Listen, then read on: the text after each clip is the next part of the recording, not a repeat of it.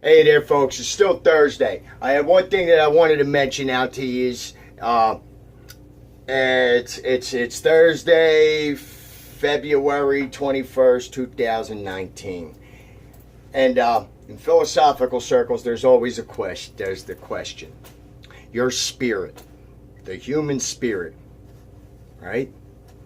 It's not a physical thing. It's not physical matter. It displaces no space. It doesn't live for time. It is timeless. All right? The problem comes in is the vast majority of the public has a faulty definition for God. And it is the media. It is our indoctrination stations. PS, 666. All of our public schooling system and the Zooist ruled cabal. Alright? Everybody is, the Big Bang. The Big Bang. Everything, boom, blew up and made nothing. Everything came out of the Big Bang. There was nothing.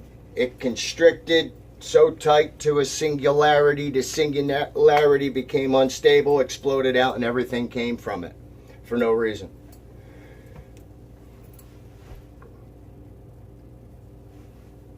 The question, if spirit displaces no space and takes up no area, how many spirits or angels or gods can you fit in the palm of your hand? The question itself is loaded. It's a loaded question.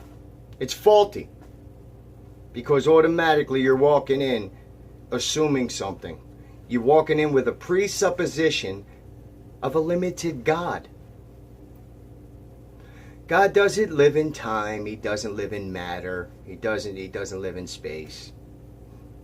He doesn't take up time. He's in it, on it, through it. He is it. He's of it. He's by it. He's through it. He is unaffected by it. Unaffected. Completely unaffected by time, space, or matter. The thought in his head is he wants us to do well. He may be affected spiritually. Who knows? I doubt it.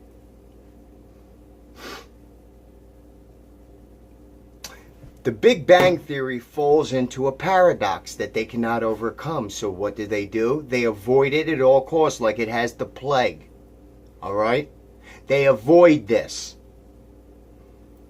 If the Big Bang happened 13.7 billion years ago, and that's, scientific theory, because it's even called the theory of the Big Bang Theory. All right? But they teach it as fact, because they don't teach creation at all anywhere other than CCD and catechism class. But then they've bastardized catechism and they teach this heliocentric model. But anyway, that's irregardless. You're giving this limited God a space in this equation. When anytime you're searching for truth, your only duty is to just take in what you see, what you measure, what can definitely be verifiable, add them up, and see what you get. You can't put limitations on things beforehand. You can't assume that you can't use the dimensions of a spherical Earth in the equation trying to prove that it is a sphere. But the equations do have 8 inches per every mile squared in it to prove, to see if it is a sphere. They're trying to find out if it's flat or a sphere. So they throw the 8 inches per mile squared sphere into the question.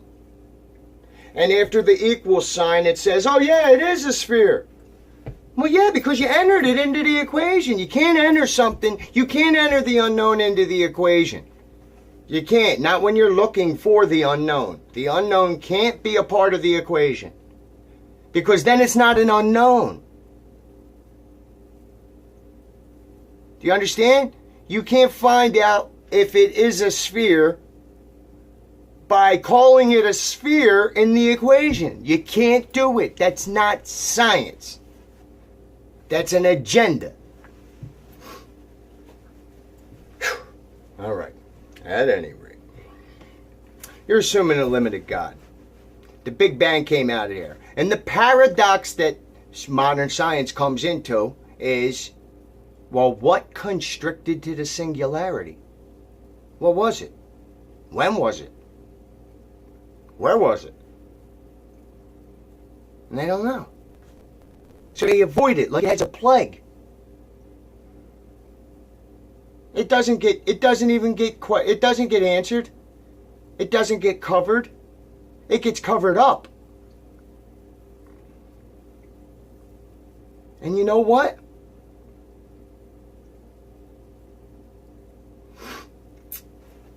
The material universe we live in is time, space, and matter.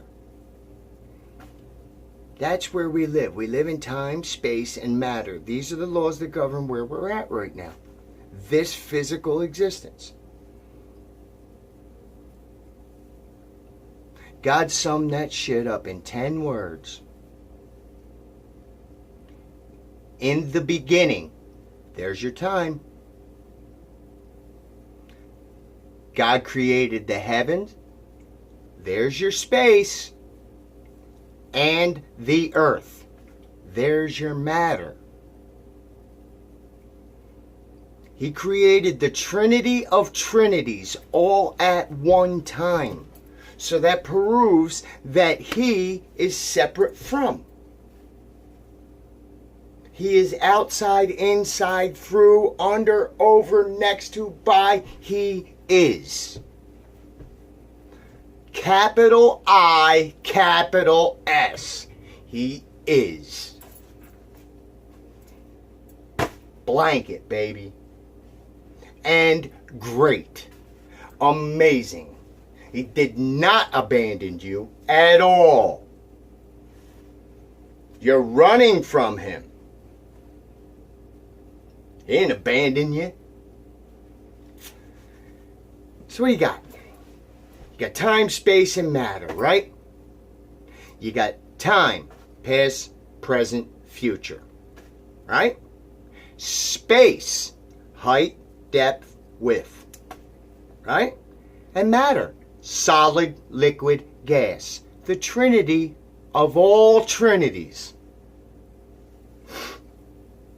The Bible is the absolute most scientific document, book, anything you want to call it, ever written. The Bible is more scientific than any science book we have out there. The Bible's scientific. It's philosophical.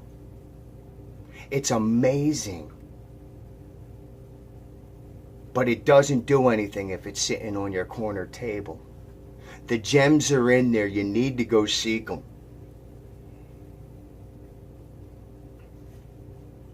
You need to seek them.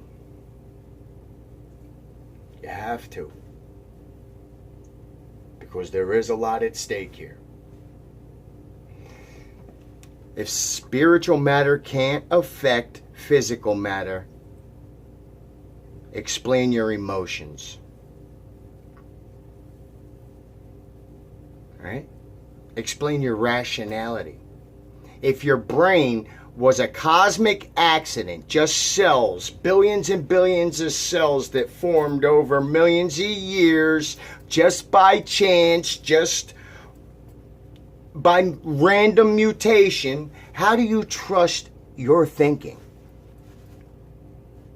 Do you understand how the Big Bang and evolution destroy us metaphysically? How it makes you think of yourself? Brothers and sisters, we are of divinity. We are not divine, but we are of divinity. We are not a cosmic accident.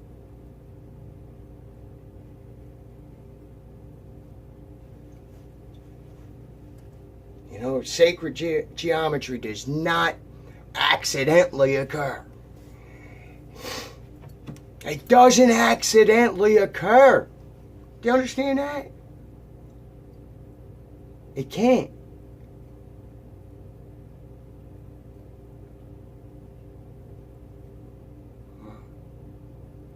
God loves you, even if you put a limit on him. But I don't know if he's going to help you if you don't accept him. And most of us think that it's just some big white guy with a gray beard up in a cloud wearing a toga. That's Apollo. That's not God. Oh no. That is man-made deity. That is not God. In our Capitol building, if you walk in right underneath the cupola and look straight up and under the dome, there is a painting up there called The Apotheosis of George Washington. And it shows the meeting of man to God. Just like in the Sistine Chapel that Michelangelo painted, showing George Washington.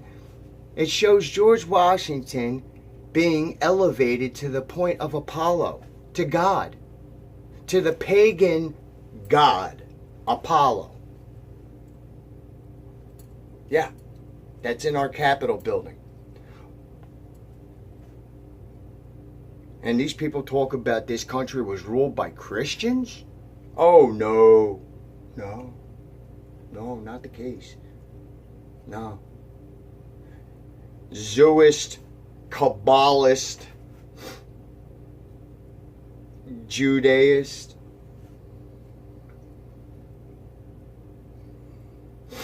Yeah, a form of Kabbalah. Superstition. Mysticism. That's who runs our country right now. Not us. Not normal people. We're being raped. We're being raped of our entire country. They spray so much stuff into the air every single day that it's killing us. We are obese. We are overworked. We have less energy than we ever had. We have less time than we ever had. Everything is crumbling around us. And as long as there's hot pockets in our refrigerator and the phone's still on, so I can play Candy Crush or whatever the hell the big game is now, nobody's paying attention. Do you understand our government is not ours anymore? It got hijacked, and as long as there is a national emergency out there, he can declare martial law and you're not allowed to come out of your home. Oh, but he won't do it. Yeah, he wouldn't declare national emergency either. That's what everybody said 2 weeks ago.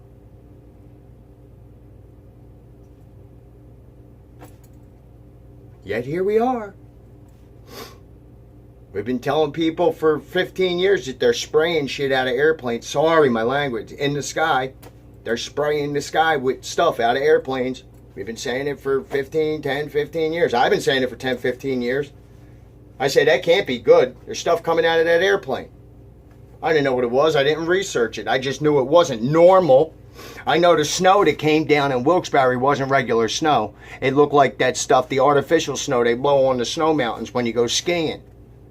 Because snow flakes come down, even if it's little beads, they come down in hexagons. They're still flakes. Even if it's icy, they're still shaped in a hexagon. They're still hexagonal, and they still have a flake and a crystalline structure. These things that came down all day yesterday were little balls. Just little balls.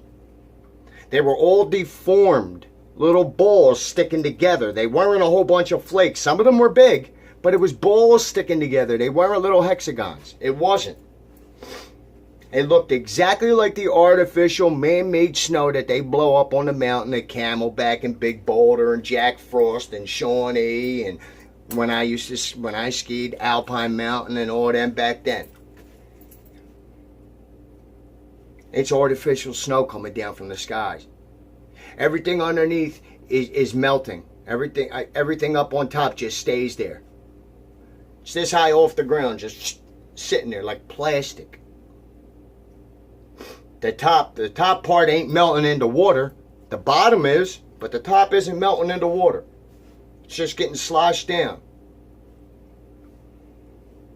Throw handfuls of it on the hot ground and it only leaves a tiny little bit of wet spot. How are you going to throw a handful of snow on the ground and only leaves a little wet spot? It should melt and leave a wet spot. It doesn't.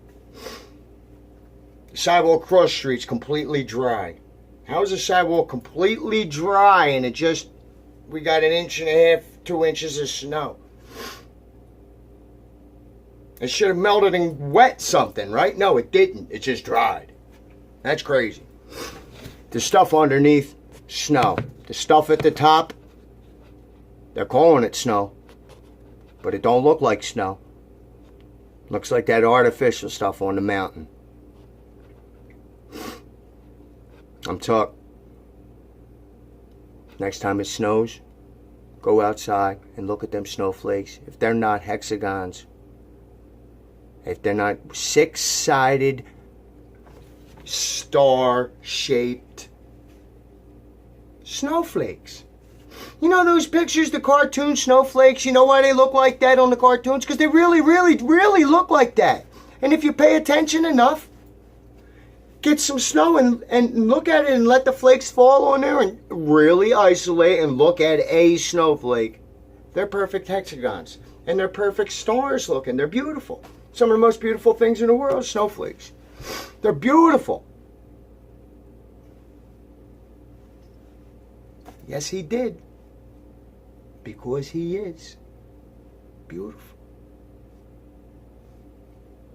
Simple as that. But check him out. Go look at him for yourself. Don't take my word for it.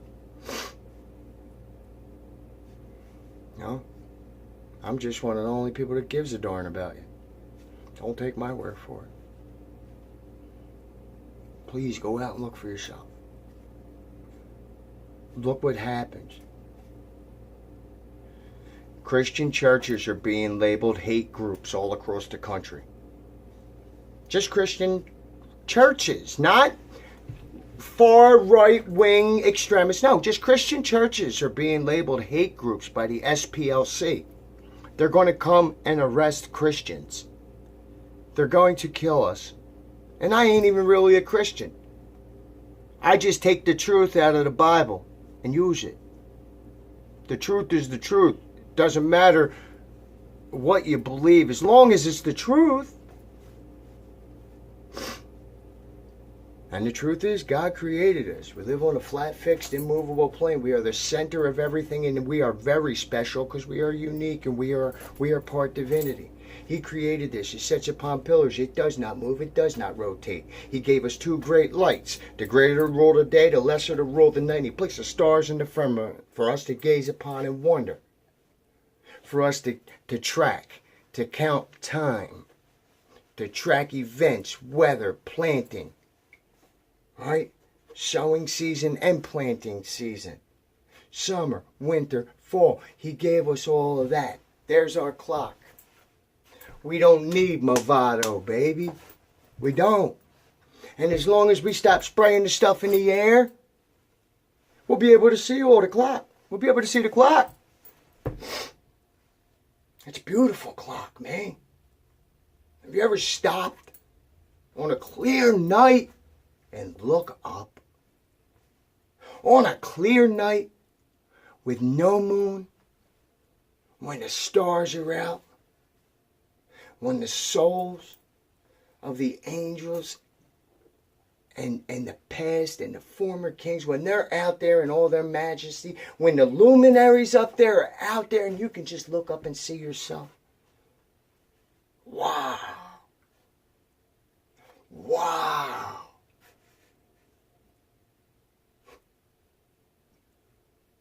Surely are special. We haven't found anything else out there. It's been 50 years, 60 years, 70 years. We should probably start thinking that maybe we are special. Because if our technology is so great and so amazing, why didn't we find anything out there yet? Because it ain't out there. Nothing's out there. God said he put a firmament over our head. And all the leading scientists, absolutely, the ones that were able to get up high enough, said that there is a firmament, crystalline. Absolutely. It stopped in the early 1900s. They stopped saying it openly. In the early 1900s. Openly. But their memoirs have absolutely documented it. Not me. Werner von Braun, the one who started NASA, he documented it. He was the first one to take a rocket up that high to be able to see what goes on.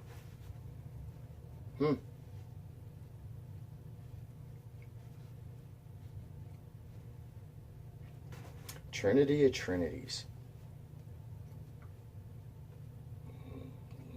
You do not believe. You will. And I'm talking. It's the way I see it.